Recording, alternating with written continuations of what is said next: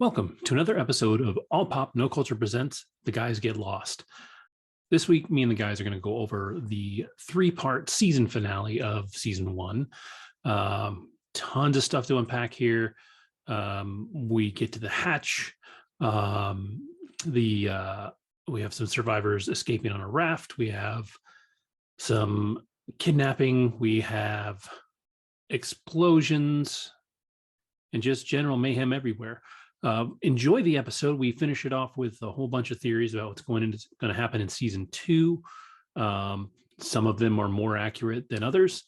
It's interesting to see the guys start to try and pick apart and make some guesses on what they really think is going to happen. And it's really interesting to see it, knowing through the lens of these guys have been watching episodic television in a more modern formats. Their theories tend to be a little different than what we had originally watching the show in the early 2000s. So sit back, watch, enjoy. Don't forget to like and subscribe if you haven't subscribed. If you have any questions or comments, definitely leave them.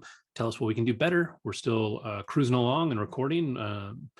At the time of this intro, we are early in season two, almost in the middle of season two. So we've got a long way to go. So we can definitely get better if you want us to. Enjoy.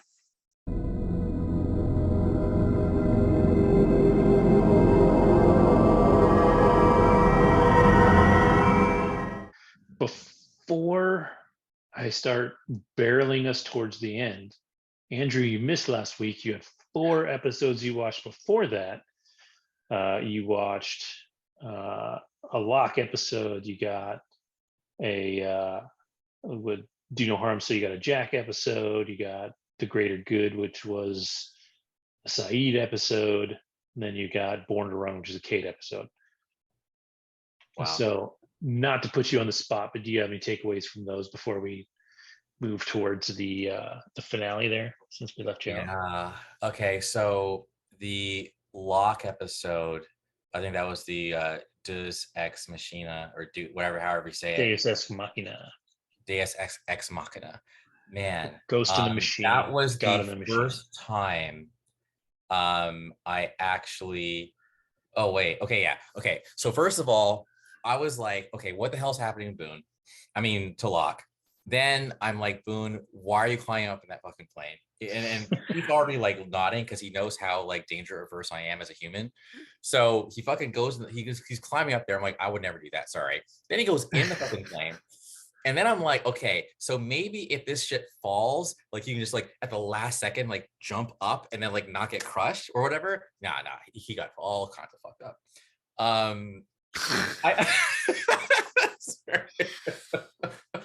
No, I loved it because we didn't bring it up when we were talking about it, but I knew you were gonna say something about Boone climbing into that and how you'd be like, "There's no fucking way I'd do that," and because I remember watching it, thinking the same thing. That forget it. I was like, "This is the point at which you guys need to go back and get some other people." Yes. Or like this. But Boone so badly needs to be the hero, right? Like Boone always needs to be the hero.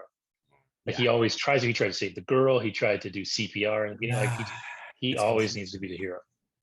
It's consistent.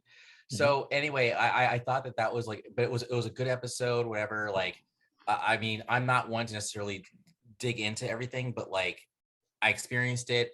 It was crazy, and I didn't want Locke to lose his legs because like he's a cool character. So if he doesn't have his legs, what the fuck are you gonna do? So I'll just do that. The next episode, though, Do No Harm. That was legitimately the first time I was like legitimately shook by the show, because I was sad. I was actually depressed when Boone died. I didn't see that coming. I didn't think they were actually gonna kill the guy. So I felt a sense of loss.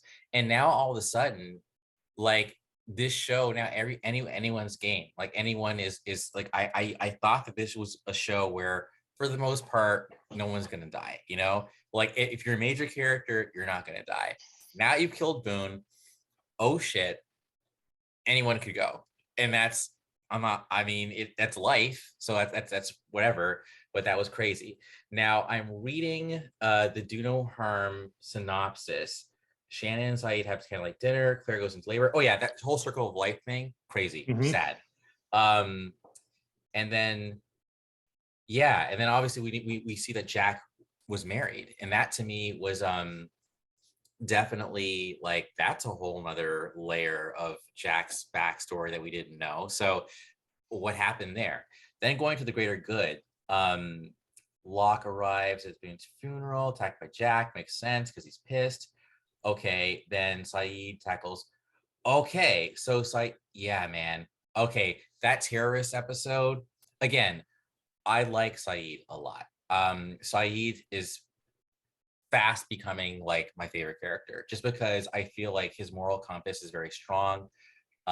He's practical, but he's just like he's a leader with a heart, and I feel like that's I love Saeed.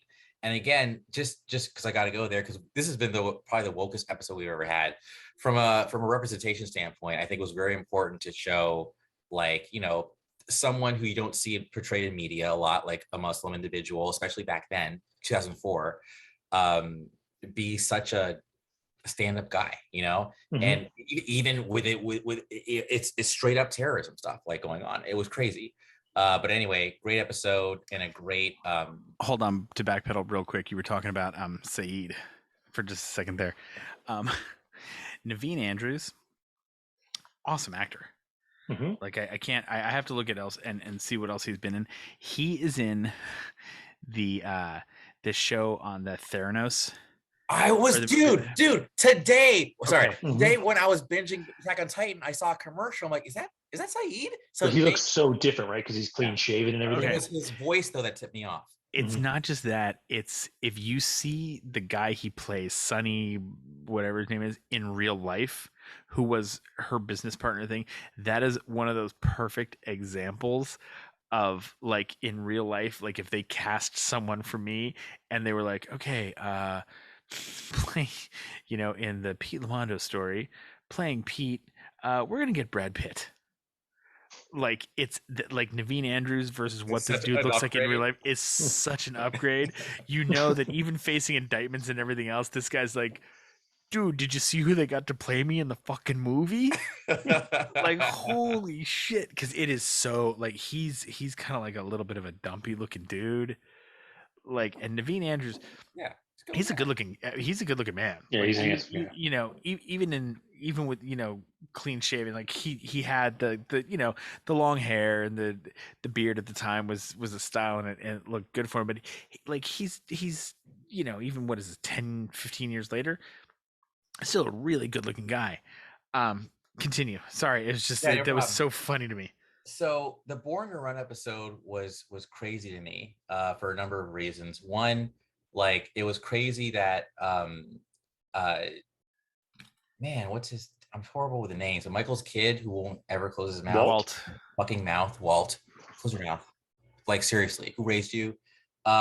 You burned the raft. That's nuts. Okay, whatever. I believe this is also the one where. Wait. Yeah, Kate. Now we know how Kate killed the man she loved. And that was nuts. Like that was so nuts how it happened. And he was married too with a kid and everything. It was cute. I get it. Like young love, like going back to like, when you're kids or whatever, that shit is like, it's like catnip, man. It's like, you can't resist it. It's like, this is so special. So that's tragic as fuck. Yeah. And then finally from, actually that's it. So I think I've already caught up. To the one thing you didn't mention, and it's only because you were blowing through it, but when they find the Beechcraft, when they find the plane, there are little. Oh, yo, thank you. Okay, so that was some straight up, what's it called? Foreshadowing. Tropic Thunder, dude. Like when the guy is like, this is so dangerous. Boom, and you see like the little meat, like fucking like sprinkles. That's in that's in Exodus 1. Oh, I'm so sorry. No, no, it's okay. He's talking about when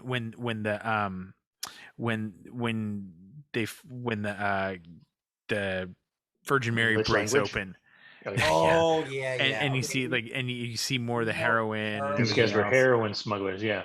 Yeah. And yeah, that plays also into like the next couple of years, because Nigerian. my daughter was very Disappointed. upset with that, because because I'm like, oh, this could mean bad things for Charlie. But we'll talk about that when we get. So I think unless you want to handle it episode by episode, maybe To me, it's one big. yeah, like It's one big episode. I have a feeling we're going to jump around in here. So Andrew, going into this, you have always been a little down on the Michael character. Oh, Michael, yes, I have been. Are you coming around with him? Because I'm sorry, it's still some of the best stuff, and we got to see it a lot here in especially Exodus Part 1. Him and Jin.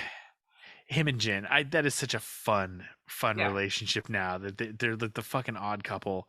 And just like that moment, and I think it's back in Born to Run that he and Walt have, where Walt tells him that he burned the boat down, and Michael was like, all right, then we don't have to leave if you don't want to go. But Walt knowing that they're getting ready to open the hatch is like, nah, we need to fucking bounce. Yeah, he's like, we need to get the fuck up out of here. I'm in tune with the island, Dad. We need to get the fuck out of here. Yeah. I think Michael, I get why you didn't like Michael earlier on. I think that character, especially now that everything is out with Sun and Jin and how that's happened, that I think he's a much more likable character in so many ways. I'm just curious, how do you feel about that? Also, the other thing that I found very interesting, if we'll go back to woke Pete for a minute here, to go back, good on JJ Abrams and Lindelof for casting a black character in a role that, for lack of a better term, didn't have to be black. Like, it's never, his race hasn't been an issue on this show yet, Right? And the story, other than the one time he says, where I'm from, people like me don't like Korean, or Korean people don't like people like me. Like, that's the closest, right, I think they've ever come. Yeah. But I think it's the first time that I can remember, especially on TV, where you took a character and it's a black actor, and it didn't have to be a black actor, because there was nothing like, his race isn't a component in the casting of it or his story. That could have very easily have been an Asian actor, a white actor, or anything else playing that storyline. And I think that was really cool for the time period, because it's very progressive in a lot of ways. No, because I was saying that about even what's his name, although he would have to be, but the fact that they actually positioned Saeed so prominently in the show. Oh yeah, especially around then. That's what I was saying, like right after 9/11, like pretty much like 3 years. Yeah, and he's an Iraqi Republican, like Yeah. it was just really cool to me. I had noticed that, because it's, if you look at TV around that time, still there. I mean, even now today, it's still very much a thing where a lot of black actors and roles, it gets specifically for a black actor or an Asian actor. And it was nice to see, even this early on, that it was a black actor cast in a role that didn't have to be black, right? Which I thought was just progressive of the two of them, and it was just an interesting little move here. So I just think I have a bent towards, and I think it's just because, again, I'll totally own it. Like, as someone who used to be more, who used to make decisions more on like emotion than reason and logic, me being me. Yeah. Like, I just have it in for people who do that, because I feel like that's a recipe for disaster. You need to think with your head always. So that's why I'm hard on Charlie. That's why I'm hard on Michael. but I will say you're right. Like, I do like him more. I like the fact that him and Jin are getting along, and we're jumping around here. But even firing the flare, I felt like he was being smart about, like, let's not waste this fucking flare. And then Oh the yeah. motherfuckers are like, "We're do it." And I was just like, he's like, you know, fine. But at least he was, of the three, he was actually being the most, in my opinion, rational one. So yeah, Michael is and he's just matured, I think, actually, believe it or not, you know, from just a lot, even from his time on the island, and certainly from his time, you know, when he was raising or trying to raise Walt, you know, like back in the day when he's having arguments and walking into the street getting hit by a car because he's not thinking with his brain. Anyway, let's just get into it, man. All right. So one thing that happens in these 3 episodes, rather than get any individual's backstory, we get bits and pieces of them effectively, like day of the airport, right? Like In that first episode, yeah. In all first, 3 of them. In all 3 of was them, it in all they break 3? up. I Yes, thought it was. I thought it was only in the first one that you get all the. Nope. Stop thinking and listen. Jesus, man. But yeah, so like in this one, you get Walt and Michael waking up in the hotel, and Walt is a little shit. You know, he's watching TV and he's like, I get to watch this at home. You know, Michael tells him turn it down. He turns it up. Like, he's a little dick. And just going through some of these flashbacks, I'll just start with those actually, because the next flashback scene we have is Jack at the airport, and he meets one Miss Michelle Rodriguez. Mm-hmm. And not that that's what the show is about at all, but this is one of those times that Michelle Rodriguez is gorgeous. Like, I thought she was beautiful in the scene. But they have a really fun kind of interaction. But what's interesting, and this is one of those times where it shows up. Did you catch their seat numbers? No. Damn it. So where are you sitting? 23B. 42F. Okay. Right. All right. So you've got Jack Shepard sitting in 23B and Ana Lucia Cortez sitting in 42F. And so it's interesting. Their whole interaction is interesting too, because there's an implied like future between these two that, you know, if the plane wasn't going to crash, maybe these two would have met up in LA. Maybe these two would have had a moment, you know? So I'm going to make a prediction. I've got a theory of something we're going to see. Maybe not in season 2. Maybe it'll be in season 3. I think there's other survivors from this fucking plane. Well, that's why I said, like, there's going to be the Pegasus moment. I talk about Battlestar Galactica. It's like, you think that it's just fucking Galactica, and then all of a sudden, like in season 2, I still get chills thinking about that moment. Like, a whole fucking other ship shows up, and you're like, holy shit! It's going to be like the tail section of the plane or something is going to be like, there's a whole other section of the plane that survived. Because she wasn't a huge actress at the time. But they're not going to waste. No, but she had already been through, like, I don't know, I think she was 9 Fast and the Furious movies. She was definitely, like, she had been around. She had been around. Think she was like, also she wasn't nobody. I think. No, but that's what I'm saying. But that's exactly what I mean. Is she wasn't a nobody at that point. Yes. That that's not the kind of, I don't want to say guest star.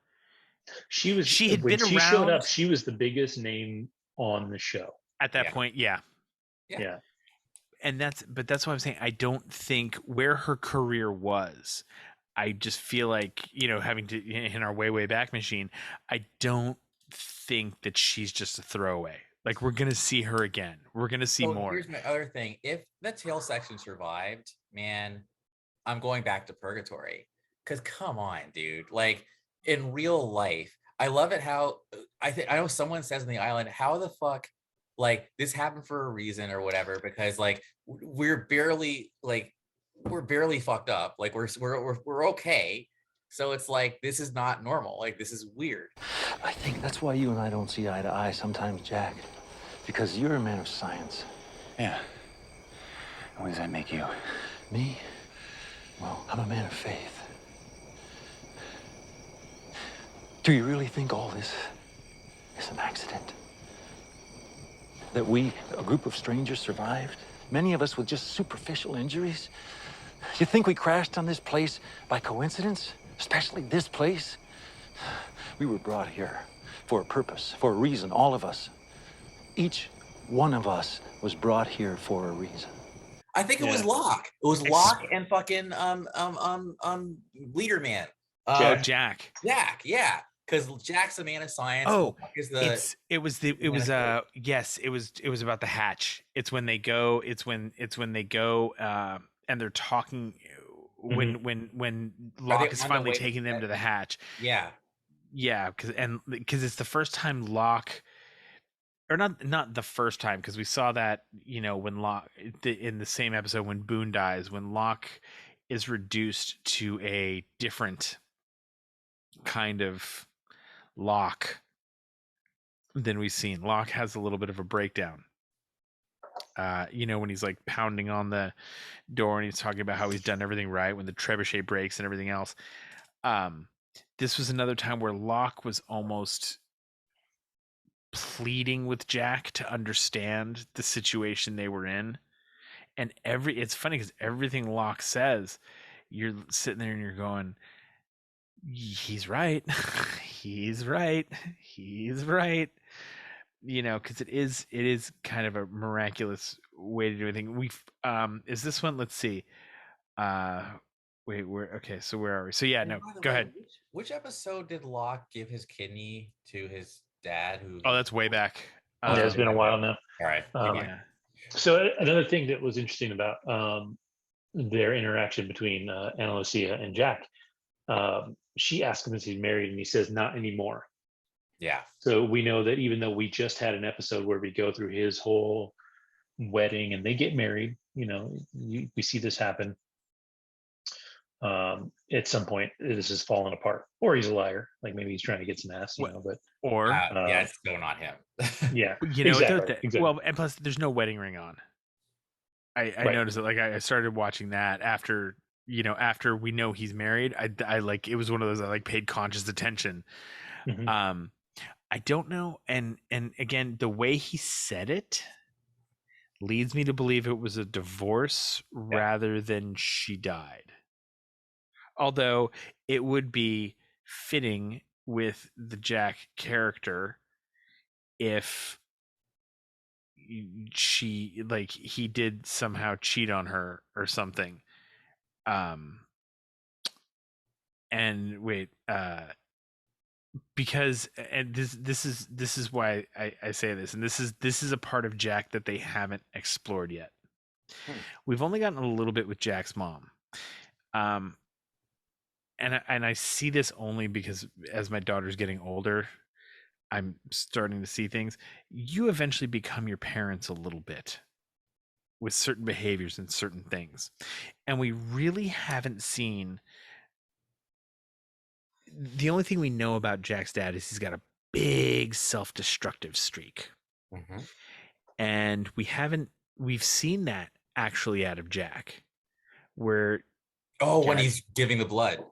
Yeah, giving the blood, working himself to death, doing that whole thing. He may not be drinking himself, but that's incredibly self-destructive behavior. And as a doctor, he knows better. You know, he knows he knows he has to take better care of himself, that he can't do this. And I would also say her dying fits with the Jack more. Well, Locke, I guess maybe he and Locke are actually, well, they've all had some tragic stuff go on, but I feel like Jack's got like, you know, oh, I'm a surgeon, but my dad hates me. Oh, we've tracked my dad down, but he died. Oh, well, no, he doesn't. That's a fun moment that I was incredibly happy for, but we won't talk about that until we actually talk about the launching the boat and the two parties and the expedition. Because that was probably one of my favorite moments of the whole show so far, and it also made me a little bit impressed with Matthew Fox's acting ability that I didn't know was there or not with that, but we'll get to that in a moment. So yeah, what part were you on? Oh yeah, you were talking about the flashback. Mm-hmm. Sorry. Yeah, so there's a ton of flashbacks. So you get Sawyer in the police station, and I think this is the first time they give you his full name, like his full Yeah. real name. His name is James Ford. And they say, rather than spend the money to try him in court down there for So you just whatever bought it him a is they've plane caught him ticket. for, yeah, they're like, get the fuck out of here. You're getting on this plane. To flight 8:15, and they say it out loud. Yep. And right around the same time, Kate and the marshal are having their moment in the airport. Yeah. And that's an interesting one because he's a dick. Like he's a real piece of work, and like he knows which buttons to push because he does set her off. Like she attacks him. Yep. That's in the why airport. I need 5 guns. Yeah, yeah, exactly. And then a little bit later in the flashbacks, you get Shannon and Shannon and Boone in the airport. But she's a bitch. Yeah. Like, Oh, Shannon. yeah, like Completely. just to show how shitty she is, she fucking turns Saeed over for leaving his bag, which we all know now you definitely cannot do in an airport, right? Like, Yeah. but I even back then, I don't know if they had the same rules I around think it. they do did now. because right after 9/11, everything changed. They Right, did to a right. degree, but plus they also Australia was famous around then also for not being big fan of the muzzies. There's a in Australia, for again, I could be completely wrong, and if we have any Australian listeners, expats, please correct me in here. But my impression has always been that there was a lot of, especially in that time, a lot of anti-Islamic sentiment in Australia anyway. So when she was like, this Arab guy left his bag and just walked away.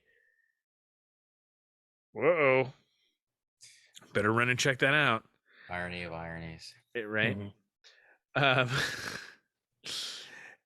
This is also we also get my favorite flashback here is Hurley's. Yeah. Out of everybody. Oh yeah, that's in the third one. Is that the third one? Yes. I'm gonna. You should just start believing me.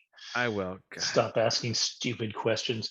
So we haven't talked about Rousseau yet, but yeah. Yeah, no, I'm just dealing with the flashbacks, so we get him out of the way. We had Jin and Sun in the food court, which is an interesting one because you kind of see their interactions and you see how people from the outside would think that he's being really shitty to her, but like realistically he's not. Like she's doing things for him and taking care of him because that's the way they are and the way their society is and all that. But she's not just like bending to him and being afraid of him and all that. So when she spills the coffee on him or whatever, he's even relatively cool about that. She just shuffles him off to the bathroom so that he can change. And then the bathroom. Yes. Yeah. Crazy. When Jin, you got the white dude, that seems so innocuous, and then he's like, "Wait, I work for Son's dad, and you won't ever fucking turn against us," Yeah. And then you've got, and this is all in the second episode now. You've got Charlie in his hotel with his drugged out one night stand. Yeah. Who was only with him for the drugs, not because he was a rock star. Which was fucking hilarious. Yeah. I forget what she calls it. She doesn't call it drive shaft. She goes oil pan or something like that. Yeah. And then you get Michael on the phone with his mom in the airport with Walt, which after the night he's had, he's talking to his mom and he's like, I don't think I can do this. And then of course, two things happen in that scene. It's a blink and you'll miss it, but somebody pushes Locke by in a wheelchair while Michael's on the phone. Caught that. And then of course he's saying this shit and he turns around and there's Walt right there. And Walt's like, I just need batteries. Yeah. It's like, you dick. And then you get Locke's flashback. Yeah. And then actually you don't get Locke's for a while still. You go into episode 3 and that's when you get Hurley's huge flashback montage, which is great. It's just so fun. He just little does he know he's trying so hard to seal his own doom, right? Like Yeah. he's working so hard to get on this flight. Um, and he sleeps through his alarm. Like his car breaks down. He's got all these problems. Then he gets to the airport and he's ready to go. And they're like, "Oh, you have to buy an extra seat." If I remember know. correctly about the alarm, and I could be wrong, and this could be something that was blinking in my head, but I believe they show you the clock, and it's a couple of our famous numbers. Yeah, I'm sure it is. I'm sure it is on the clock. If it's not 8:15, yeah, exactly, it probably is. Yeah, like it's one of those. But I remember looking at it, going, "Oh, there they are," because I've been trying to keep my eyes open for them because you said they just keep showing up. yeah. Okay, next. Yeah, and then you have right after you have Hurley's uplifting kind of fun montage of him getting on, you've got the whole complete opposite with Locke. Yeah. Where they don't have a wheelchair, they got to carry him onto the plane. He drops the brochure and can't reach it because he can't lean forward too far, or he won't be able to get back up if he falls out of the seat. And which it's such a sad scene for him,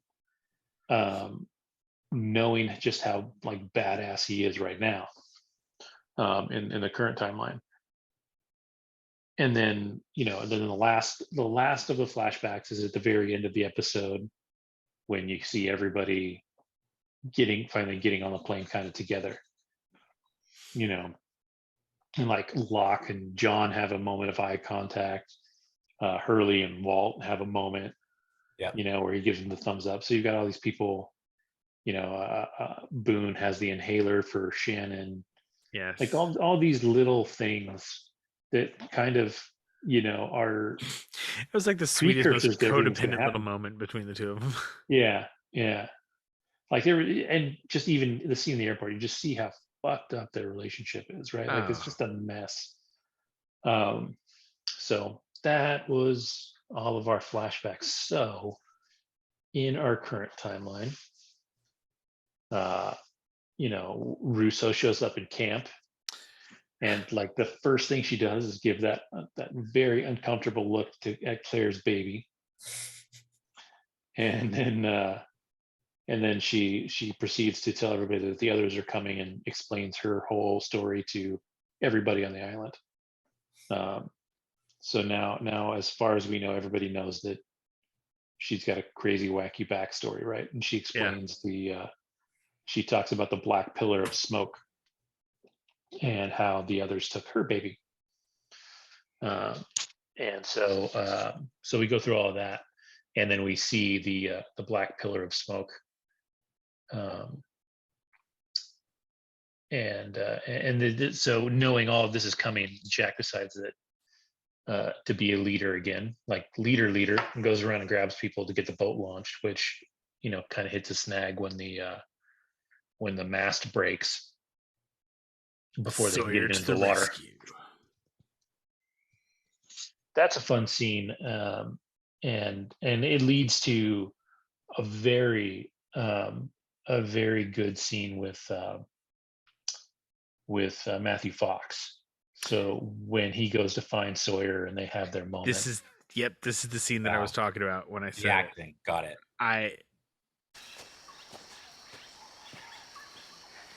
Jack.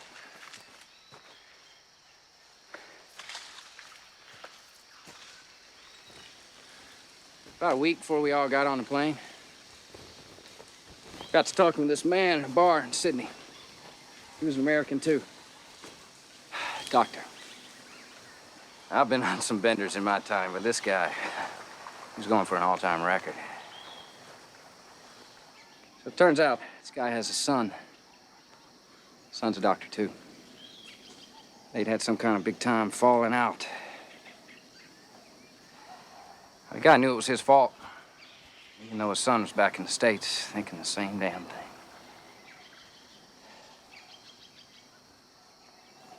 See, kids are like dogs. You knock them around enough, they'll think they did something to deserve it.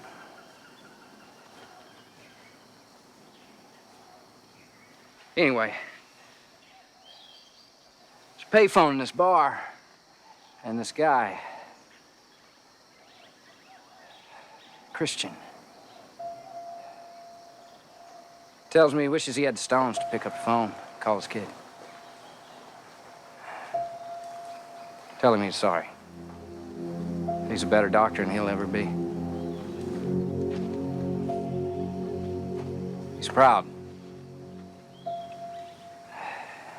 He loves him.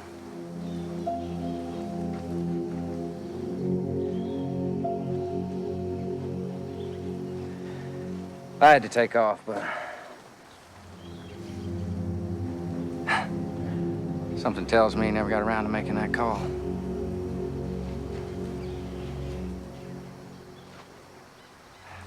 Small world, huh? Yeah. Good luck, Jack.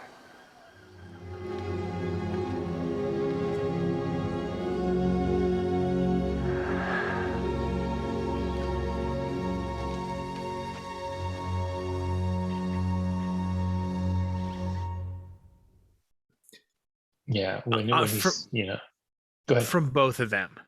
Mm-hmm.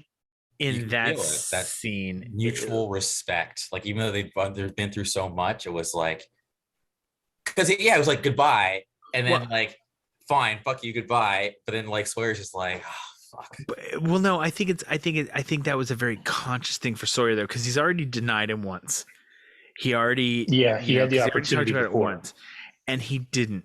And Kevin, you point out like you feel like Sawyer's one of those guys that wants to do the right thing and kind of tries to on some level.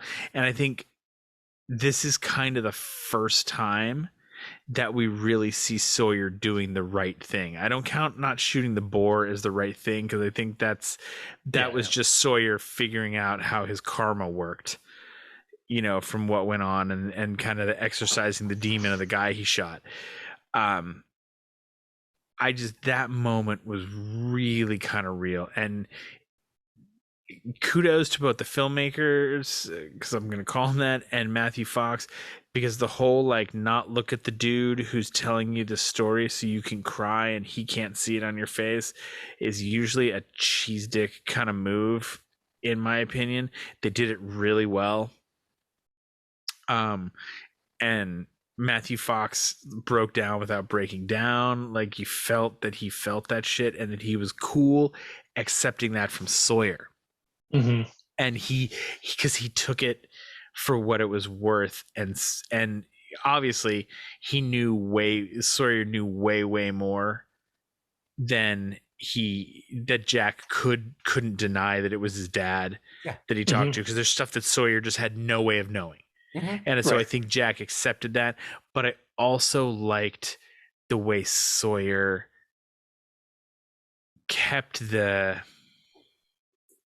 what we would almost now in some ways call a little bit of toxic masculinity, but he kept that up for Jack, so that he said, I talked to this dude, and it was just, he told him the story and he told him everything his dad said without coming right out on Front Street and saying it, and just left him with that. And Jack, it was a real, like, there was part of me that wanted to see Jack run up and hug Sawyer, but I liked the way Jack it was just that, okay, bye, nod kind of dude thing that was kind of cool. But that was a really cool exchange to see two dudes who have that, whether Jack wants to admit it or not, that machismo kind of, bumping heads kind of thing. But Sawyer was like, you know what? I really believe Sawyer realized with, so to backpedal to where we were, they told Rousseau about the hatch, and she tells them that there's dynamite stored at the Black Rock. Right. Mm-hmm. Okay. So that because that's what brings us to this point, is that we're about to get two parties, where you've got the group that's going into the jungle, and then the launch of the vessel. And so this is I think Sawyer's moment, realizing, okay, these fuckers are going to get dynamite. We're about to get on a bamboo boat and go out into the ocean. is more than a 50-50 probability that the two of us will never see each other again. Either this fucker's going to blow himself up or I'm going to die out at sea. And I think Sawyer, kind of with what he learned from his experience with the boar, said to himself, I'm not going to let this go unspoken for this guy, because if I die, I'm the only one that can give him this solace. Yeah. And if he dies, I'm not going to let him die without knowing this. And it's a card that he no longer has to hold on to in that case, right? Like, Exactly. if he really does, he holds everything for a reason, and at this point, there's no more reason. There's no more reason to hold it. But I still think, and maybe I don't know, maybe I'm a Sawyer fan. I feel like there was humanity in him. I feel like for sure. Sawyer, I think there always is. Yeah, because Sawyer was like, because I think Jack was kind of more dickish to Sawyer, like in that scene. Because I feel like Jack was like, you know what, this is goodbye. All right, this is goodbye, man. Peace. Like Jack just didn't give a fuck. He's like, I'm out. And I think Sawyer was like, come on, man. Like, all right. Well, I think there's a mutual respect. I mean, there's a very subtle message in Jack finding Sawyer to give him a gun. Yeah. Right. I mean, that's actually the entire reason for that exchange in the first place. That's right. Because Jack could have just left Sawyer, but he actively seeks out Sawyer, and he's the one that he entrusts with a gun. Doesn't entrust Michael and doesn't entrust Jin. He gives it to Sawyer. Right. So there's an understanding there that Sawyer's the guy they need on this raft. Yeah. Well, Sawyer's not afraid to pull the trigger. And Sawyer, we saw that with the polar bear. We saw that even with the Marshal. Like, let's be real. Yeah, he fucking bumfucked it up. But Sawyer, out of everybody there who knew they had a weapon, was the one that was willing to put a bullet in this dude. Mm-hmm. Kate, who we know has already shot people, wasn't, because it was the Marshal, and that would have been weird for her. We knew Charlie wasn't going to. Hurley can't even stand the sight of blood. Mm-hmm. Jack is still clinging to his Hippocratic oath, as much as he can, even though he was going to fucking hack Boone's leg off for absolutely no fucking reason whatsoever. They had to relieve the pressure, man. Like, it was like... Well, that's... And I think we cover this again, but I think it bears saying, I think Jack is fine. I think that was that moment, and I think we're also getting it right here, where... Jack has always been that, well, we could be here for a while. Everybody, we should start getting this. I don't think Jack ever completely accepted that until that moment with Boone, because he realized, I think in that moment when they're, getting ready to cut Boone's leg off, that's a ridiculous notion. You've got a guy with a pneumotension thorax, who's his lungs collapsed. They're trying to do that. He's lost a shit ton of blood. He's already gonna, even if he survives the night, he's gonna be infected, and you don't have enough antibiotics to keep this guy alive and not getting infection. But to save his leg from compartment syndrome, like Battlefield. But it wasn't. But it was about the thing is, they had to cut off the leg because he's giving the blood, and the blood's all going to the leg and not going through his entire body. That's what I understood. Yeah. Oh no, you're right. But here's the point, though. Right? But here's the point of that, though. You're gonna cut off this fucking dude's leg, and then what? Cauterize it? Yes. To pump him full more of his blood. The infection, like Jack knows consciously, he knows there is nothing he can do to save Boone's life right then and there anymore at that point, but he's still willing to try and go the way he would have in the real world, and like, okay, we've got to lose this dude's leg because we can't do this. I've got to do everything I can to save him, but he's like, I can't. And I think the way I see it, and I identify with Jack, is I am always about choose the path of least regret. No what ifs. Okay. So make sure that you can look at yourself in the mirror and say, did you try every motherfucking thing you could?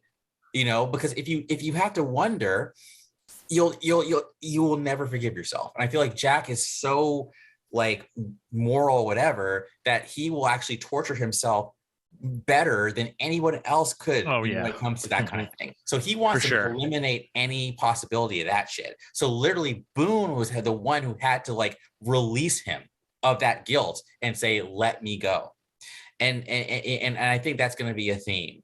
Jack has a hard time letting shit go, maybe, if he feels like it's his responsibility, like letting go the guilt of his dad drinking himself to death. So I identify with Jack on that front. I'm not sure he was convinced that Boone was a goner, even though I think even homegirl, Jen was like, son was like, yo, he's internally fucked up. He has coughed up blood, dude. Like, like it's a wrap, you know? She's like, stop. Yeah, I see. This is where, and now it will be like Andy is here. This is one of those moments where I'm very much like the pragmatist in living on this island with me. If doctor or no, if you drug that dude into our camp, I would have looked at him right away and been like, we got like a bottle of Vicodin, right? Let's give this guy a couple so he's comfortable, because there's no You know what we could really use is some way. heroin. Right? No, exactly. Because there was no way when they brought Boone in, there was no way he was going to survive. And I'm very glad on some level that they did kill Boone off for that, just for that, because of how fucked up he was. It would have been kind of weird, even with the special eye. I miss Boone. It would have just been like way too far out there, even with the like the kooky, with the fucked up leg, you mean? Like with the no leg? Yeah, like the whole thing, like Jack somehow like cuts off his leg and is miraculously able to keep him alive. I would have been like, you lost me. No, like you just have Locke. Locke would be like, "Don't worry, it'll grow back." Right, exactly. Magic happens. So speaking of magic, sorry, Boone, I'll continue. You've got magic legs. The whole black. Someone said, I think you already saw it on my wall, Kevin. Like, someone was saying black smoke. As soon as the black smoke shit starts flying around, she's like, I'm out. Like, she's like, I'm out.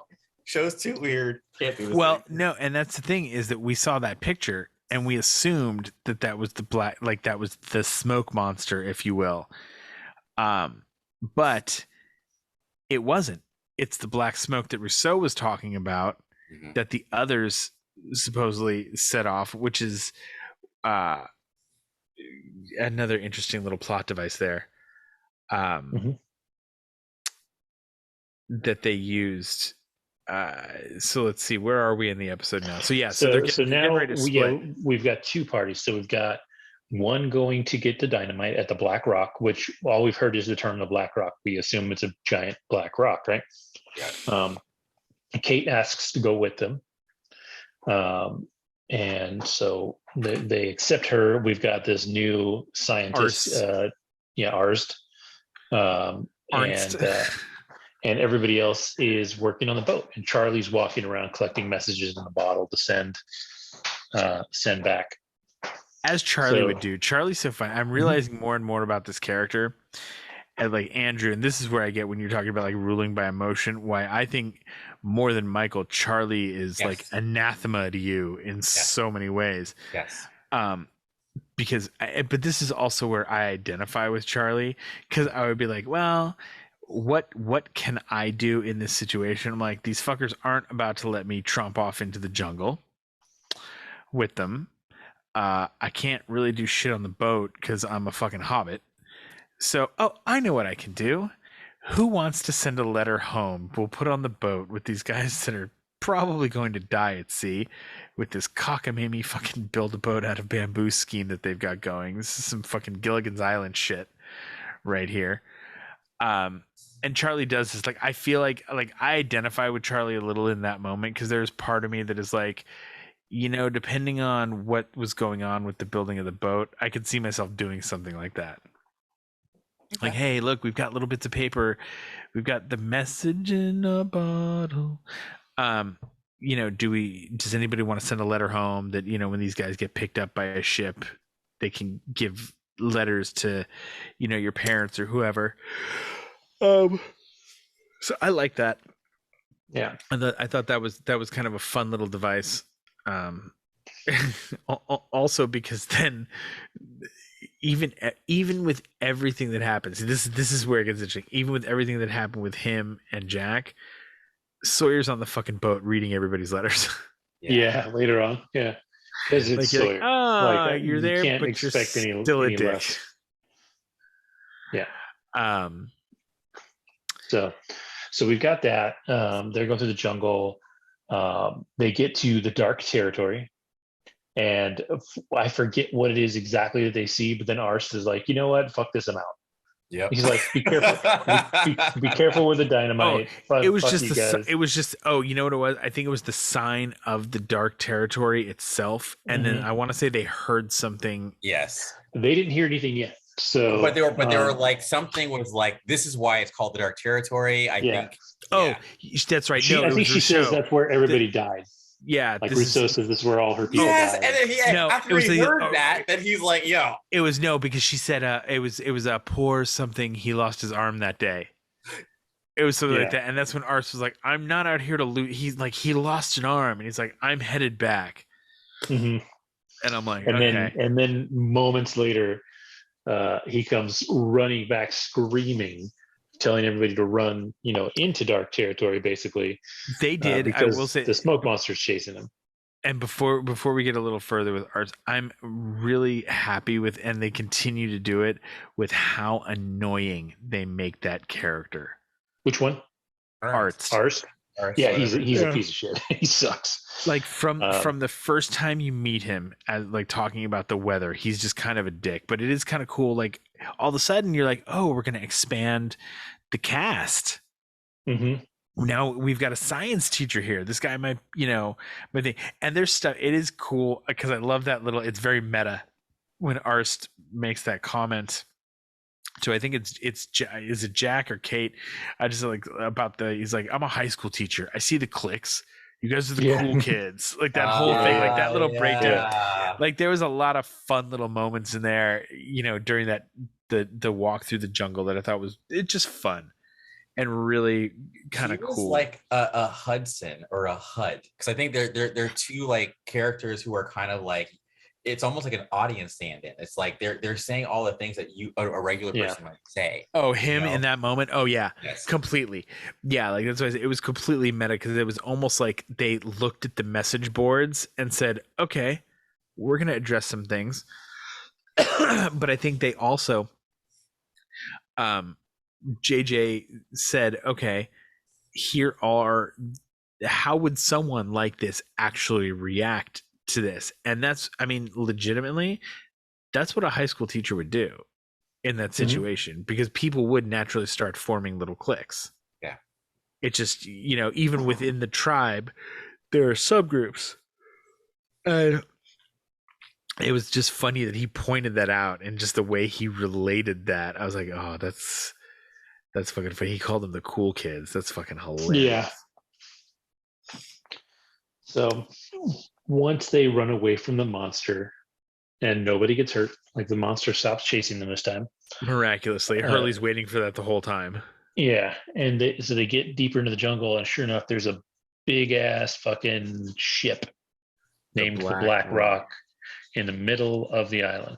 That one threw me for a loop. I will say, the entire time I am expecting them to get to some sort of Black Rock. I thought I knew, because it was this show, there was going to be some sort of a twist, but I was giving it a very almost mystical phase to it. Like I was expecting or it was going to be like a fucking monolith or something, like 2001 style. I just like when they get there too. Rousseau's just kind of like so matter of fact. She's like, there it fucking is. The Black Rock. What? It's the Black Rock. Like it's what they were expecting to see, and everybody else is like, that's a boat. Yeah, exactly. She's so, because she's had 16 years to wrap her head around it. She's like, yeah, it's a Black Rock. The dynamite's in there. I'm out of here. I told you I'd show you where it is. Fuck you. Yeah. I'm well, gone. And that's the first episode ends actually with the raft getting into the water. So back at the beach, they finally get the boat into the water. Yes. They've got all their supplies, and they start sailing away. So then we jump back in episode 2. we jump back to the to the jungle, and Rousseau's like, "Peace out. Good luck with the dynamite." And so they're deciding who needs to go in, and Arst is like, "I'm not fucking going in there." And then Hurley's like, "Yeah." He's like, "Yeah, I'm cool. I'm gonna stay outside too." So Hurley and Arst stay outside, and they have a couple of moments which are kind of funny. I think that's when they're talking about the clicks and stuff. Actually, Yeah. Is they have that exchange then. You know what? I'm sorry. I'm sorry that I'm not cool enough to be part of your merry little band of adventurers. What? I know a click when I see it. I teach high school, Pally. You know, you people think you're the only ones on this island doing anything of value. I got news for you. There were 40 other survivors of this plane crash. And we are all people too. Okay. You know, the gym teachers, you think they let me sit with them in the cafeteria? No, they do not. Dude, this is all in your head. Really? Then you explain to me why Kate gets the best pieces of wreckage to build her shelter. And the Korean guy, does he catch fish for everybody on the island? No, he does not. He doesn't. And some of us have actually lost weight while we were here. Now, do you mind telling me where you're hiding the carbs? Because I can't figure... So they go into the ship, and sure enough, we find out that the ship was a slave ship. There was slaves, skeletons chained that died on the boat, chained to the boat itself. And in there, they finally find their they find their box of dynamite, and they carry it outside. And so this is when they start to open it up, and Urs is like, "What the fuck are you doing? Just Stop freaking what you're out, doing." yeah. What the hell are you people doing? Wait, stop right where you are. All right, I want you to put that down carefully. Put it down carefully. Put it gently. Damn it. Carefully, gently. All right, now get out of there. Get away from it. Come on. Get out. Move away from it. What the hell is this? Be quiet. Do any of you have any idea what happens to dynamite in 90+ degree heat? Huh? Do you know? Any of you? It sweats nitroglycerin. Well, what are you doing? Did I ask you to come closer?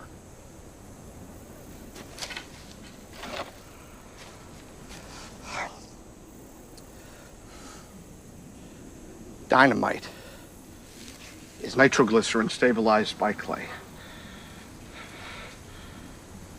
Nitroglycerin is the most dangerous and unstable explosive known to man. And he's like, explains that dynamite is just nitroglycerin. Yeah, suspended in clay. Like, you get a fun little science lesson there. Yeah. But he's actually fairly accurate with his discussion of that, and I had no idea that, like he described it, the dynamite actually sweats, that the nitroglycerin if it sits in hot, yeah. And so he's like pointing out, he's like, that shit's dangerous. And so he's one of the most fucked up moments. Like, he's bitching about it. Funny though, and he fucking blows himself up, which leads to a great line later when Hurley is like looking at Jack. What? You got some Ernst on you.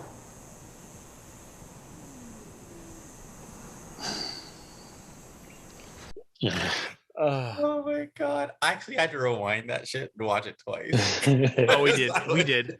We laughed our asses off. My daughter rewound and went back to that so many times. It was so funny. It was so unexpected, but so real. Yeah. And I was just terrified for everybody. I'm crying. After that, I was like, "Holy shit! Now we gotta like take this back." Like, yeah. So after all that, then there's the moment where Jack and Locke are very carefully loading up the dynamite, and Locke starts talking about operation. Yes. And he leans for the one. He's like, "Zzz," and he smiles, and Jack's just like, "Fuck, dude, what is wrong with you?" Like, Oh, I found that know? so hilarious. That was like one of the first times on the show that I ever identified with Locke. That to me, that moment right there, actually humanized the new Locke for me, because we've got a different Locke in the flashbacks. He's a different dude. Oh yeah. You know, he's completely forget the physicality of it with the hair and the fact that he can walk. It's all pre-accident. He's just a different dude. He's broken again in the flashback. Yes. You know? And that little bzz moment, I was like, oh, that's fucking, because I would do that shit. You ever play Operation? Sure. Don't touch the sides. I always got nailed on the funny bone.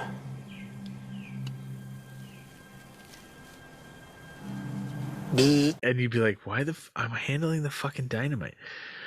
I just, and this is again now where, and I actually like that they blew our step.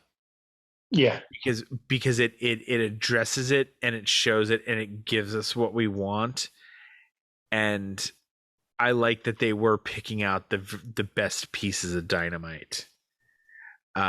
You know, there's some fun little things that they did with that to make it work, because there was part of me that whole time that like, well, all they're doing is wrapping it up in wet cloth and they're sticking it in, you know, their backpack. It's still, you know, yeah, maybe it hasn't leached out, but you're still talking about an unstable compound at that point. Like, you know, because realistically, ours had the one he took out was totally covered in the nitroglycerin that leaked out, if I remember correctly, and that's part of why he blew up. Anyway, so while they're having this moment back at the beach, Rousseau gets back arguably too quickly for story purposes. I think they just had to write her back to the beach. No. When you think about that for a minute, though, when you look at what's gone on and what they didn't, and what you didn't see on screen for the people at the Black Rock, Rousseau's trip back, because she is basically like, go in and then she bounces. There was probably a decent amount of time. Yeah, because they were kind of fiddle farting around. Yeah, they're dealing with the dynamite. So I think that's part of why Rousseau took them out to the Black Rock, is because she knew that this group right here would be occupied.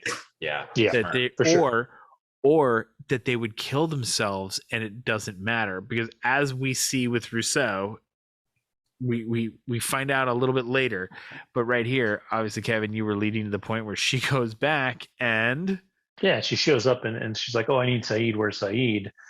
And they're going into that, and then as soon as she finds out that he is not there, she has a really kind of creepy exchange with Claire and the baby, and Claire looks down and there's scratches on Rousseau's arms. And Claire realizes that she is the one that made those scratches. Total shocker. Didn't think that. The entire time I thought it was Ethan. I think we all but then it made more sense, actually, because in our assumption that it was Ethan trying to do that with Claire, but then we get, when you look at the way Ethan interacted physically with the survivors, you know, in that aggressive fashion, like he just picks Charlie up off the ground. He's kicking the shit out of Jack, like that, you know, some very prolonged fights. He's obviously very, very strong.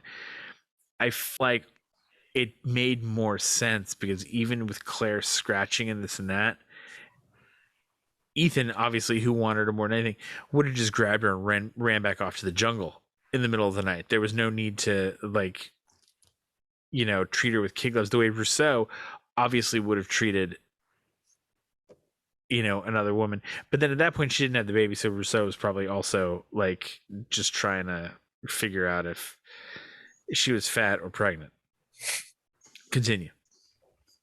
Yeah. So, and then the next part of that scene is when Son shows up and Claire is knocked out and there is no more baby. Yeah. So someone has taken off with the baby. It's Rousseau. And then we cut back to the Black Rock, and so they've packed up the dynamite, and now they're drawing straws to see who's to carry it. And Jack's trying to be macho man and do it, and Kate's like, "No, fucker, I'm going to carry the dynamite." I think Kate also, now this is just a little side note on that when you say that about Kate. I think Kate was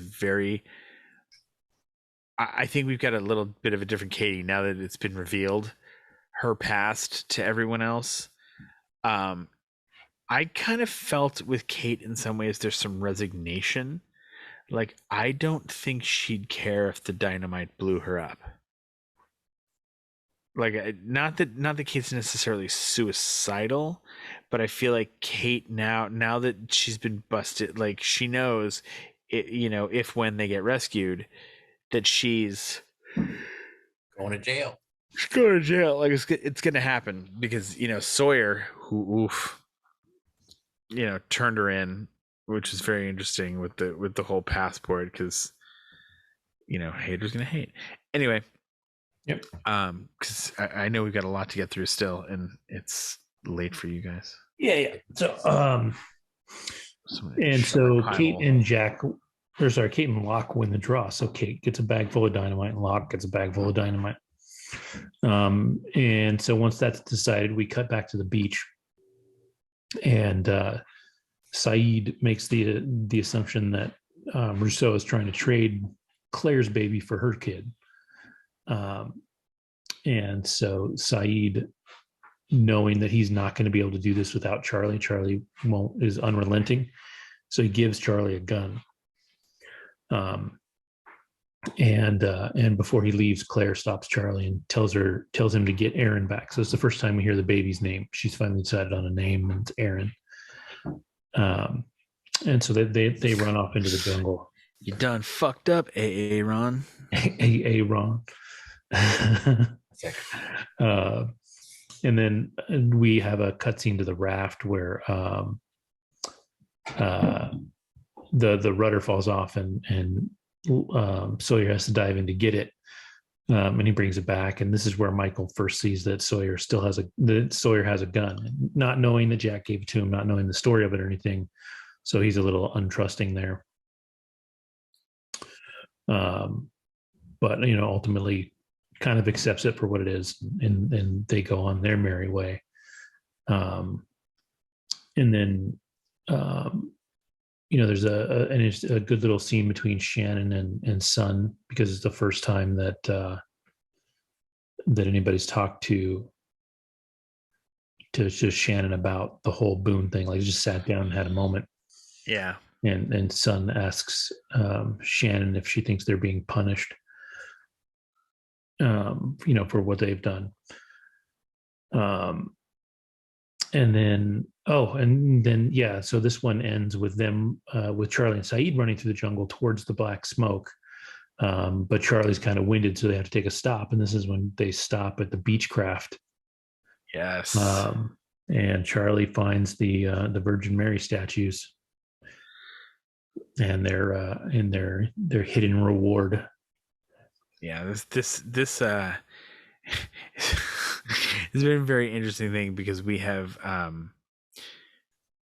introduced heroin and its addictive qualities and how it destroys lives into my 9-year-old's world.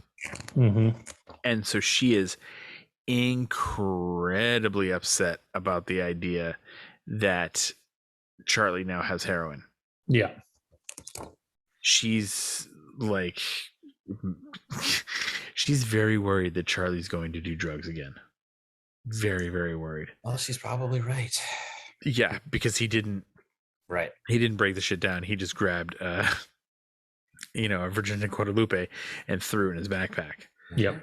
Which we don't see until the very end, but yes. Yeah. And then one other thing happens in this episode that is, I'm betting money that you two didn't catch it because I don't think I caught it when I first watched. But the very last thing that happens in the episode is they're walking away from the Black Rock, and they're all there, and this bird flies at them and overhead.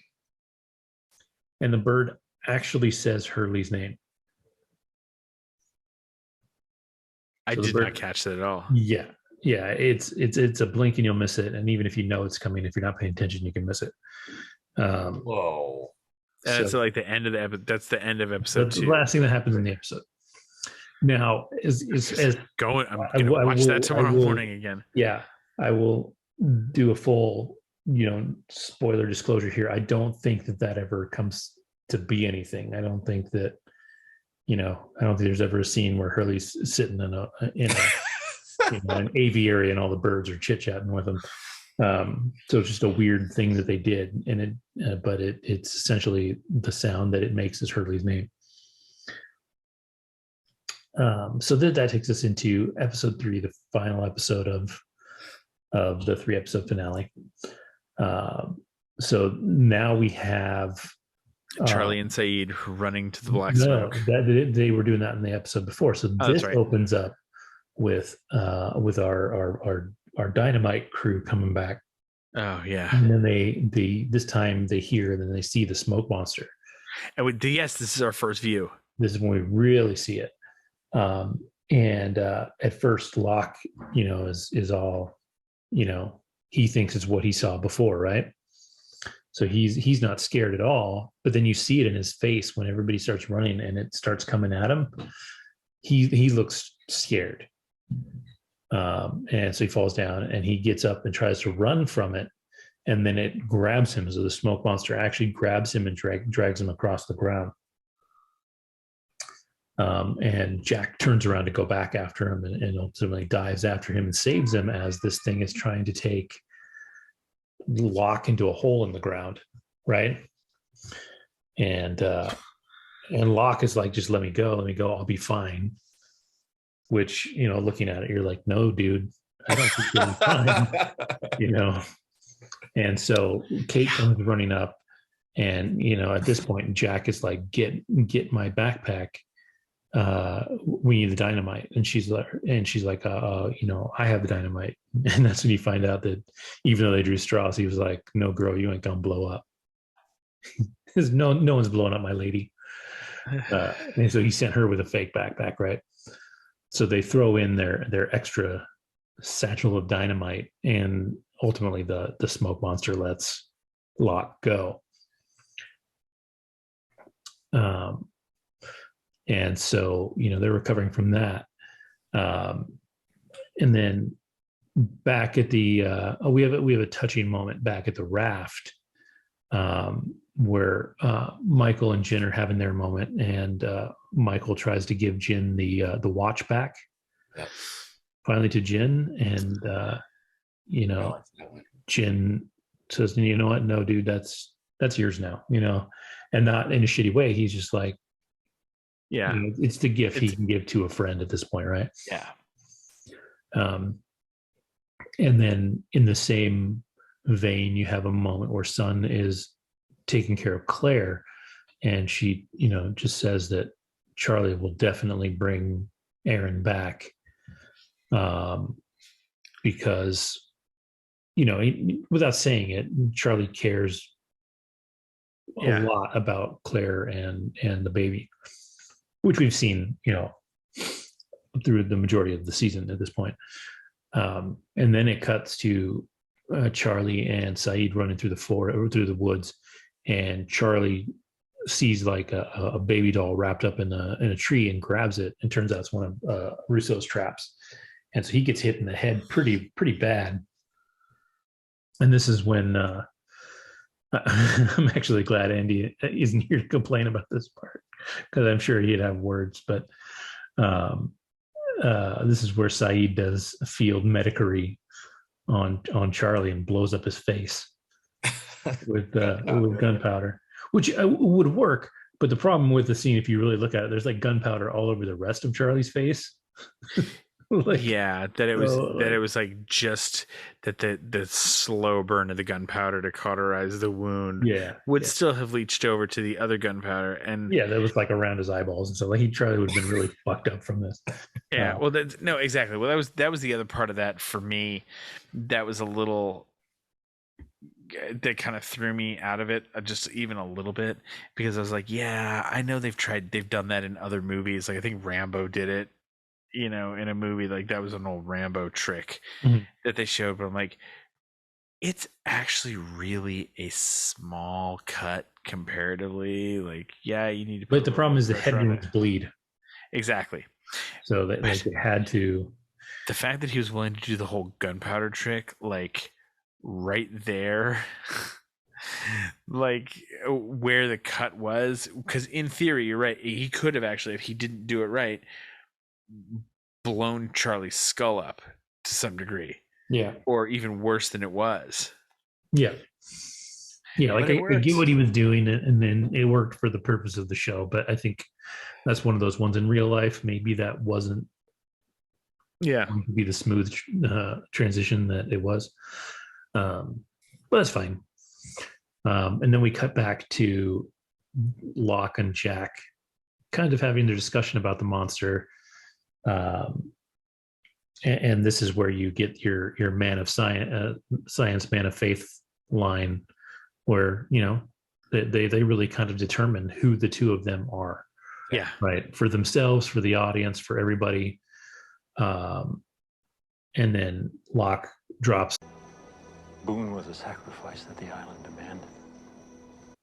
That was a savage line. Did you bring that up last episode? Yeah. I thought it was early in the episode and I had missed it, but it was. That was a little savage moment there for Locke.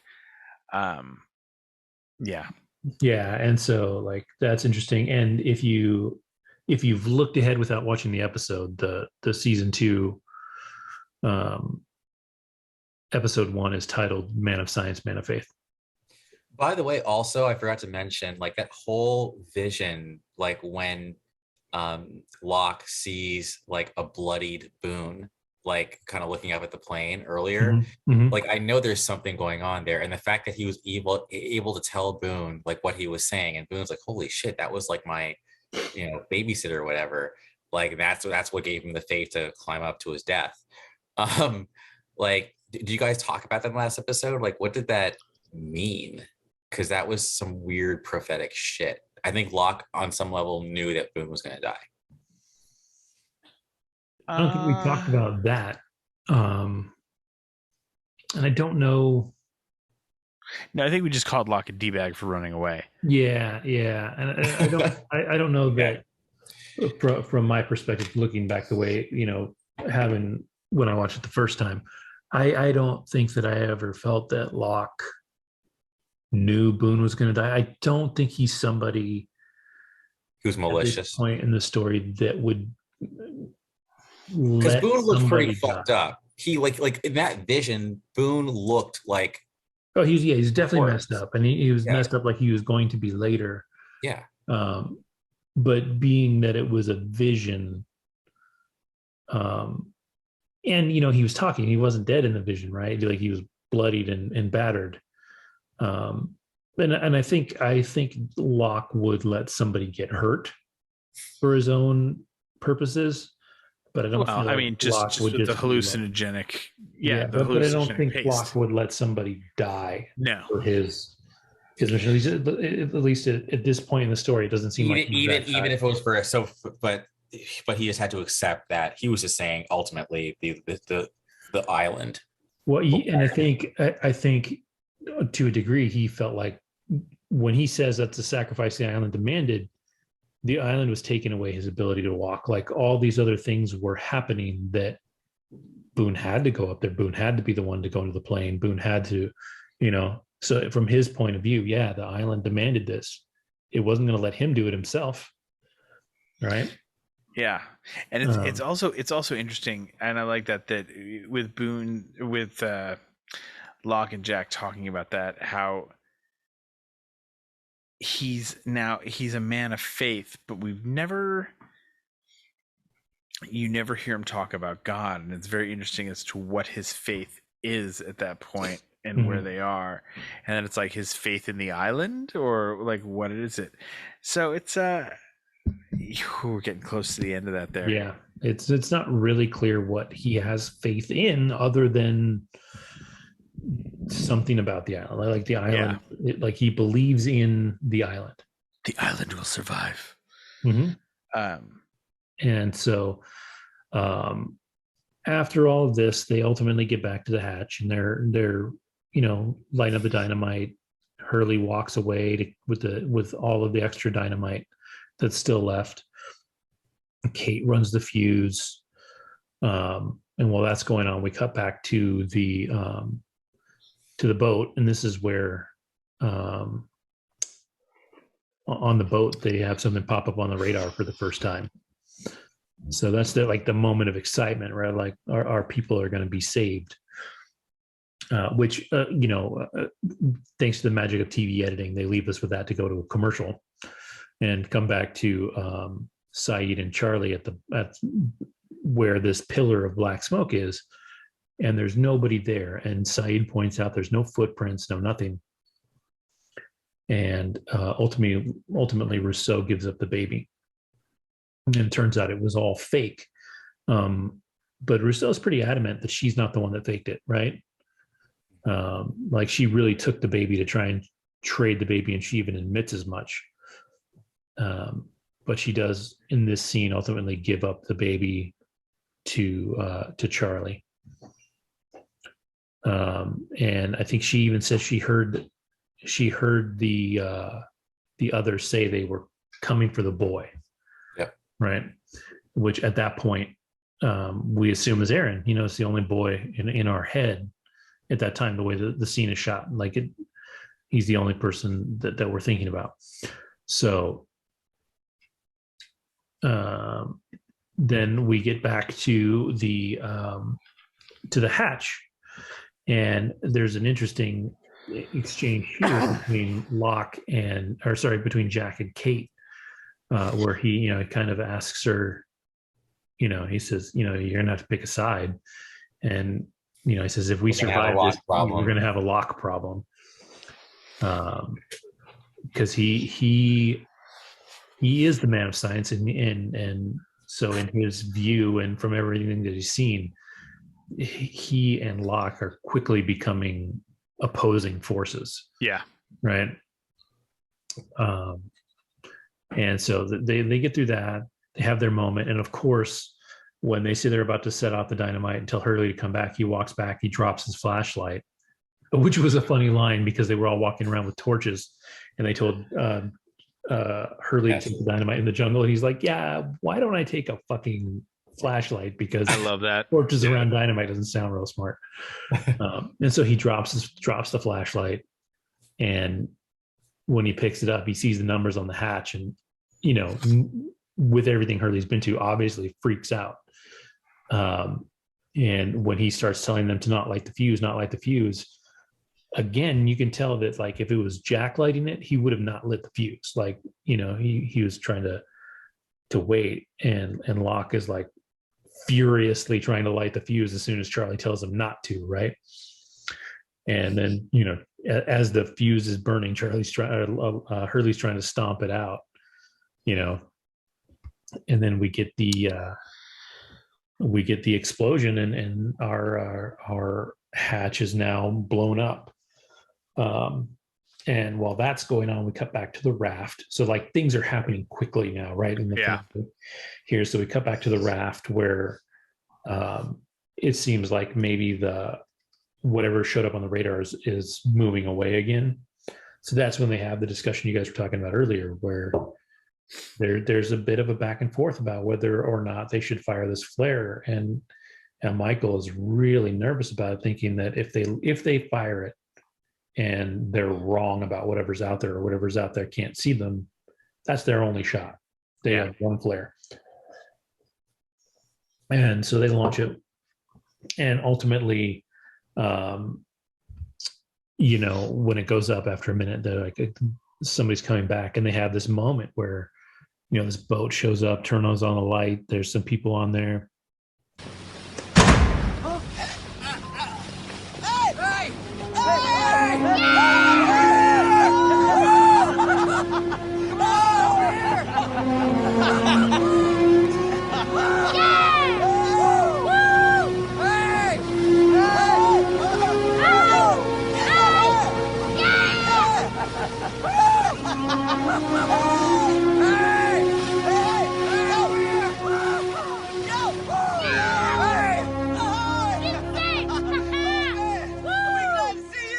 What's going on?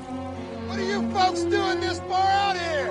We want to play the plane crash. We're gonna island for a month, man. Plane crash, huh? Well, how about that? We're on an island. Flight 815. Where are we? Hey, it's a good thing we found you. Yeah. We survived, and there's a whole group of people on the other. Ain't that something?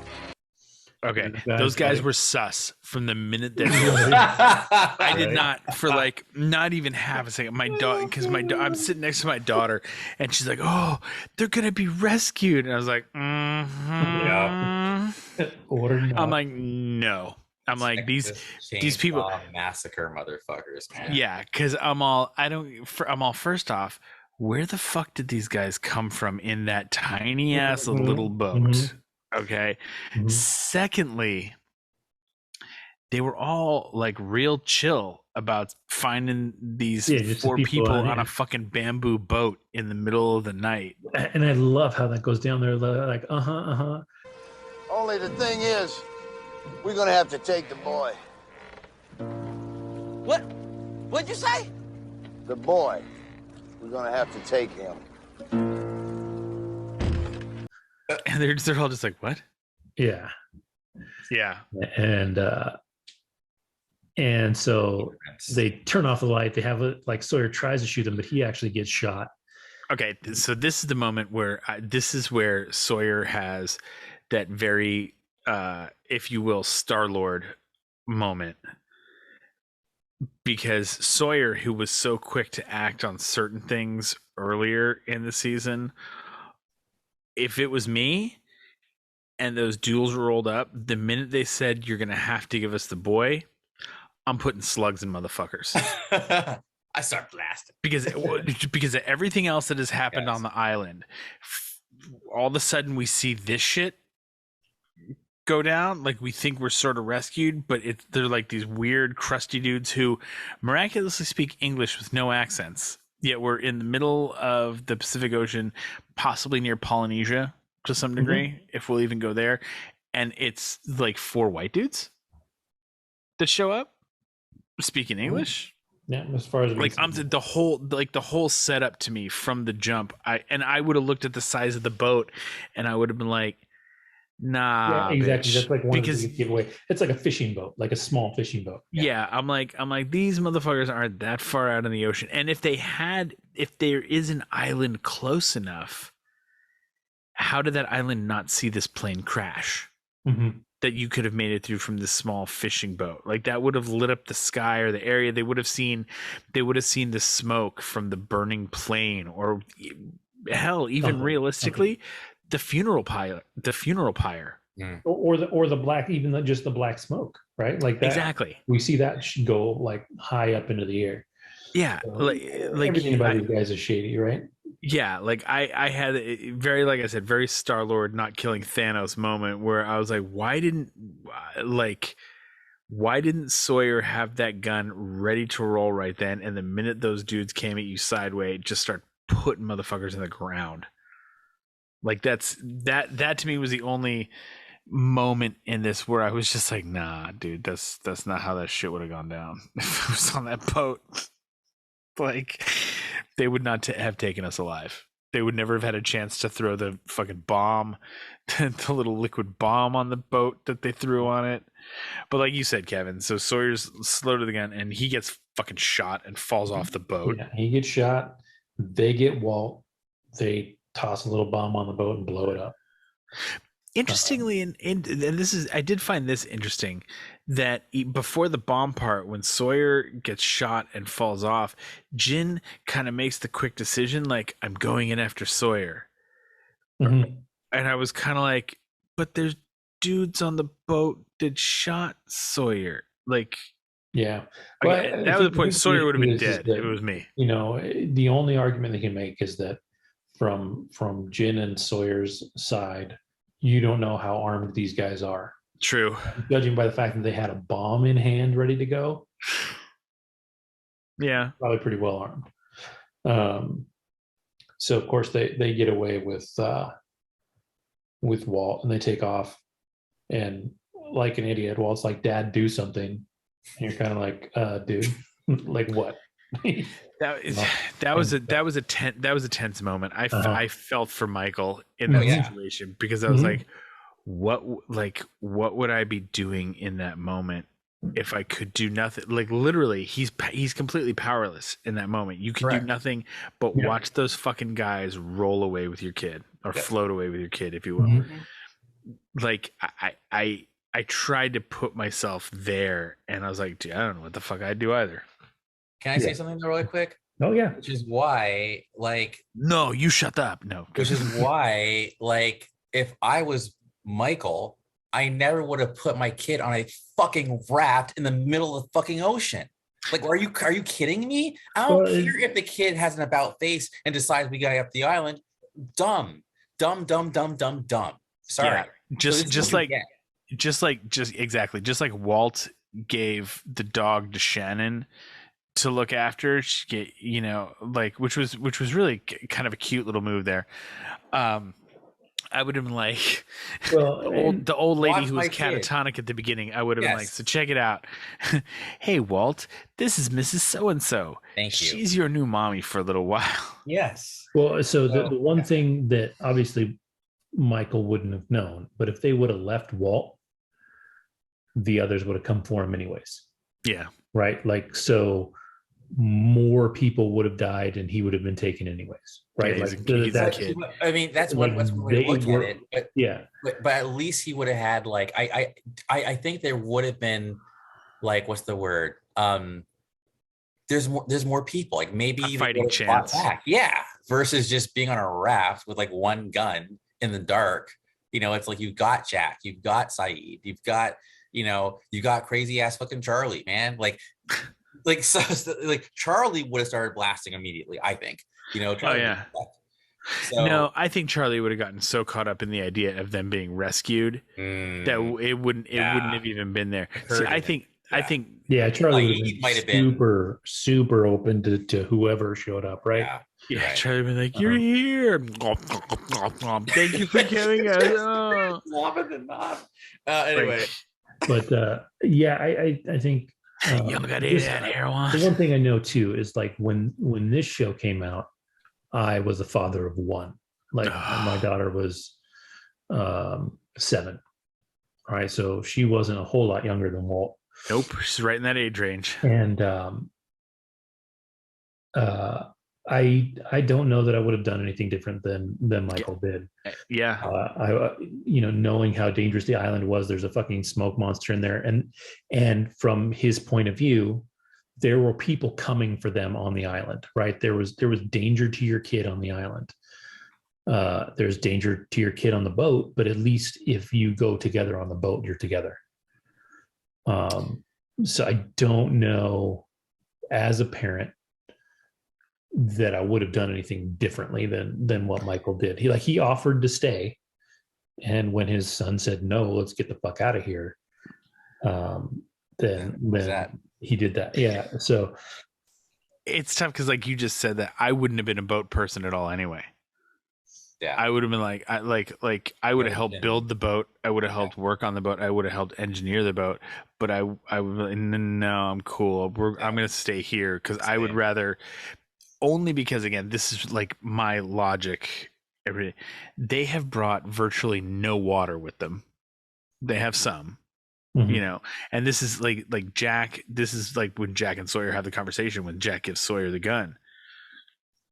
The whole raft thing. yes, they built themselves a good little raft, yada yada yada. They got fishing poles or whatever. Jin's gonna make some sushi for him. However they're doing it.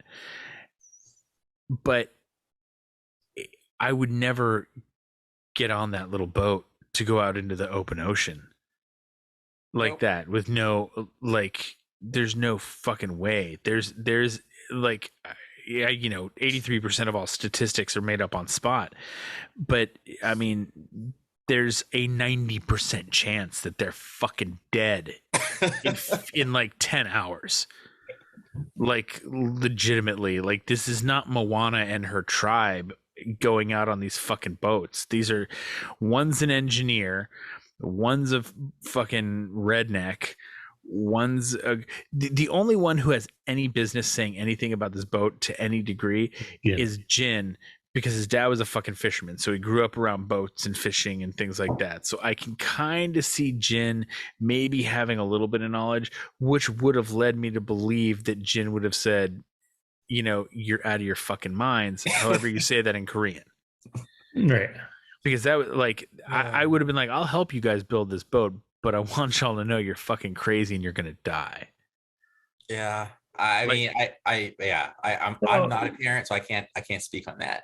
But that actually reminds me, you talking about Jin. We completely glossed over the fact that way back in the first of the 3 episodes, Sun made a book for Jin. Of English. Yes, words. That was Korean really cool. English. Yeah. That just made me think of that because I actually had it in my notes, but we were bouncing through stuff and I ran over it. So at this point, all decision making aside, good or bad, Walt is now gone. He's now another, and everybody else is left to die in the middle of the ocean. And the only reason we know that these people are the others, I'm assuming, is that they want the kid, and so it's right in line. It's exactly what Rousseau said. She said that they're coming for the boy. Which again, when we hear that in that scene, we assume it's the baby. You just said, I did not pick up on that or even think about that until you just said that right now. Which is funny because the exact it makes way more sense anyway. Well, the exact line they say on the boat is, "We're gonna have to take the boy." Yeah, which was creepy as fuck. Oh, when he said that was some straight up Deliverance shit. The way that dude said that, like, I got real Catholic priest vibes off him. Yes, and then Walt was like, "What the fuck are they talking about?" No, thank you, creepy white man. I will stay here on the boat and die. Oh my god! And so, amongst this tragedy, we come back to the island, where Charlie comes back with Aaron, so he has his moment with Claire, and Shannon runs to Saeed. So they're kissing and making up at this point. And of course, we pan out, and they're look, honey, we've got a golden retriever now. Yeah, it pans out, and there in Charlie's bag is a Virgin Mary. Yes, and that's when my daughter lost her fucking mind. She's like, "Is Charlie going to do heroin again? What's going on?" And the only reason that's stuck in my head so much is we were in the car tonight, and we're talking about Taylor Hawkins, who just passed, and we're on our way out to dinner, and she's quiet in the back, and my wife and I are talking, and the oldest is chiming in a little bit. And then I go, yeah, I saw one of the latest reports is that the Colombian, officials are saying that preliminary autopsy, there was all sorts of drug paraphernalia around. I said they found, some marijuana and some heroin. All of a sudden we hear this little voice, heroin, what? There was she's like, we've added this to her vocabulary now as this thing. And it's so funny to me because she's just all about, she's like asking questions about drugs and things like that. Well, why would someone do heroin?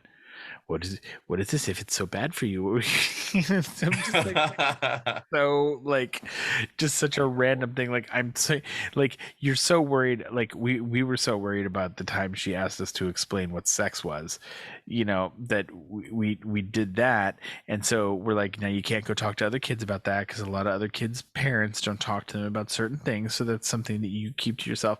In the meantime, she's going to be in class talking about like shooting up heroin and junkies and fucking other shit that they're gonna be like, yeah, your daughter was talking about, let me see how she put it, using too much smack and then getting dope sick. And I'm like, oh, we're watching Lost. All right, keep going. Yeah, so I mean, we're at Sorry. the end now, right? This Yeah. is the last shot. So the hatch is open. In the background, you see Hurley cross himself, Yes. like the good Catholic that he is, and then Locke and Jack push the door of the hatch out of the way and look down, and there's a big, huge shaft. Shaft going straight down with a broken ladder, and that is our last shot of season 1 of Lost. And interestingly enough, and this is one of those things that I thought of that now, and Walt said something about Walt was obviously freaking out about the hatch. And, was telling him they had to get off the island because of what Locke was going to do in opening the hatch. But if you remember back to when Locke was looking in that down at the shaft, and the shaft or into the hatch, and the hatch lit up, it lit up pretty brightly. And the way they're kind of giving you that camera down that shaft, you're going, what fucking light source? Like, all of a sudden you're very much like, what the fuck is going on in here? This will be interesting, folks. Yeah, so that is season 1. And as much as I want to go to bed right this very second, I do have to ask, since we're here, what are you expecting to see in season 2? Lots of stuff with the others. I'm expecting to see, like I said, I'm convinced. There's nothing anyone can tell me otherwise. I'm convinced there are more survivors from this fucking plane. For the exact season review, when I saw Michelle Rodriguez, and I saw that in exchange between her and Jack, again, because there's nothing on this show that you don't get for a reason. There's nothing that's throwaway. Except for Hurley. Except for Hurley's jokes. Some of Hurley's jokes. Bird saying Hurley's name, apparently. Right. There's no reason, like, that little exchange with Jack was way more than they needed for for us to know that Jack's no longer married, even though we know he's married. Like, there's just too much there. And like I said, they don't do anything without a purpose on this show. I've noticed. So she's going to be back. There's going to be more of her, but the only way that works is if she survived the plane crash as well. Okay. So I'm convinced that we're going to get that. I have a feeling that getting Michael back is not going to be as simple as getting Walt back, because obviously you're going to have to try and get Walt back. Not going to be as simple, and I'm saying simple, but as it was to get Aaron back from Sophie. I think that was really just a hike around the island and then a little bit of a confrontation. She's just fucking batshit crazy. But again, perfect example of the way they make a character who has done something so incredibly horrible. There is still something about, you feel bad for her. Because she explains that she's just like, I just wanted my baby back. Like, no wonder she's gone batshit crazy over 16 years. I think if I would have it to live alone with the fact that some people took my kid, I'd be fucked off living out in the jungle with myself. Like, no wonder she's writing fucking Somewhere Beyond the Sea in fucking French. So I think a couple things. Number one, I think that there could be some tension between. Oh, and Jack and Kate are going to do it. I was just going to say that Michelle Rodriguez and Evangeline Lilly, like Kate, whatever, like, is going to be a rivalry over Jack, which I think is going to be hot as fuck. I think there's definitely going to be, again, others. Unfortunately, some motherfuckers are going to die because after fucking Boone died, yeah, motherfuckers are going to die. That's going to happen as well. We will get Walt back. But yeah, death, rivalry, new characters who are actually like, yes, alpha characters. I will say this: I'm also going to predict, because again, just after a season of this show now, it is very much like there's nothing done without a reason. Like I said, I'd be willing to put, a $5 bet down that one of the survivors, or at some point, we meet someone who has some sort of a connection to the drug dealing priest and the plane, because they have made several references now to the fact that the plane was from Nigeria and it was a Nigerian, like they keep like it's mentioned several times that I'm like, okay, this is going to be a thing. Like I don't want to say I've figured the show out, but just in the way they're putting some of this together, like what becomes important things or things that should raise flags in your head. And that's one of them. It's a repetition. Like they keep, like it keeps. Well, another repetition is there's a West African connection because both the slave ship and Nigeria are from West Africa. Exactly. So, yeah. That we're gonna find more out about the Black Rock too. I have a feeling. I'm also we're gonna get some more flashbacks because and I would say we're probably, I would hope, because I unless it's something they want to save for like a season 2 finale or something, because they really want to drag it out, I would hope we find out who killed Kate, who Kate killed initially to set her off on this path. Okay. Like what I think that story is going to be sooner rather than later. I don't think that's going to be something that they hold out for a while. I also don't think, like I said, I think we're going to get Walt. Hopefully we save Walt this season, but I don't. It's not going to be that's going to be a big story arc. Yes. That I think is going to last for a while. I won't say the whole season, but that's going to be a good chunk of time. I don't think like Michael will be going crazy. Oh, that's the other thing. I don't know what the fuck's going to happen with the guys in the water. Because I was thinking that, like, I that's why it's like, if they die, that sucks. How will they survive? I don't think they're gonna. Well, see, then you never know with this show.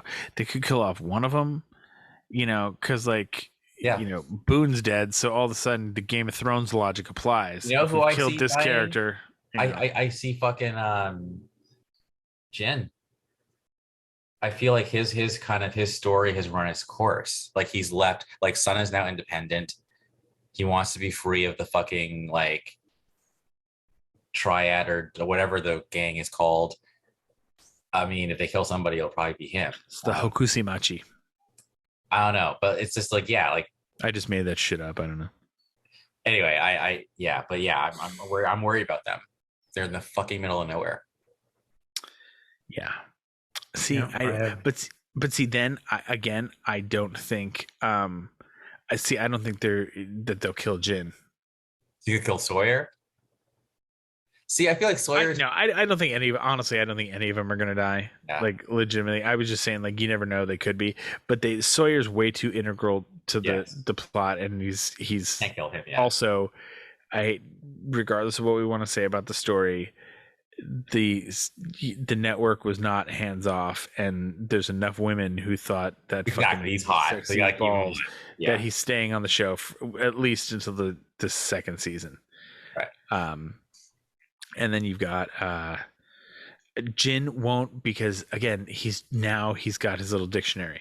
He's got his Korean to English dictionary that he's working on this. I don't.